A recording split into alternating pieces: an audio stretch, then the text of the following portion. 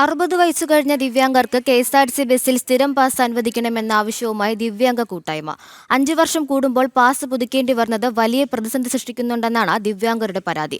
ഇക്കഴിഞ്ഞ ഇടത് സർക്കാരായിരുന്നു കെഎസ്ആർടിസി പാസിന്റെ കാലാവധി 5 വർഷമായി നിജപ്പെടുത്തിയത്. ഒരു കൈ നഷ്ടപ്പെട്ട ദിവ്യാംഗതനായ കോഴിക്കോട് സ്വദേശി ബാലനും സമാന പ്രതിസന്ധി നേരിടുന്ന ദിവ്യാംഗതർക്കും ഇക്കഴിഞ്ഞ ഇടത് സർക്കാർ നൽകിയത് ഒരു മുട്ടൻ പണിയാണ്. കെഎസ്ആർടിസി ബസ്സിലെ ദിവ്യാംഗതരുടെ പാസ് 5 വർഷമാക്കി നിജപ്പെടുത്തി. പാസ് പുതുക്കാനുള്ള നടപടികൾ തെല്ലൊന്നുമല്ല ദിവ്യാംഗതരെ പ്രതിസന്ധിയിലാക്കുന്നത്. 5 വർഷം കൂടുമ്പോൾ ഈ പാസ് പുതുക്കണം. പാസ് പുതുക്കുന്ന സമയത്ത് വരുമാന സർട്ടിഫിക്കറ്റ് ഹാജരാക്കണം. വരുമാന സർട്ടിഫിക്കറ്റ് 20,000 രൂപയാണ് പറയുന്നത്. അപ്പോൾ ഞങ്ങളെ പെൻഷൻ തന്നെ 24,000 രൂപ വരും. 12 മാസം പെൻഷൻ 2,000 രൂപ തോതിൽ.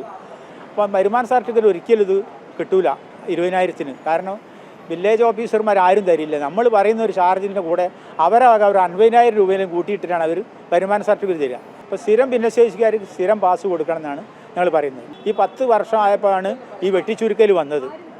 LDF സർക്കാർ വന്ന സമയത്ത് 5 വർഷമായിട്ട് വെട്ടിച്ചുരുക്കിയത്. അത് കടുത്തൊരു അനീതി തന്നെയാണ് നമ്മളോട് ചെയ്യുന്നത്.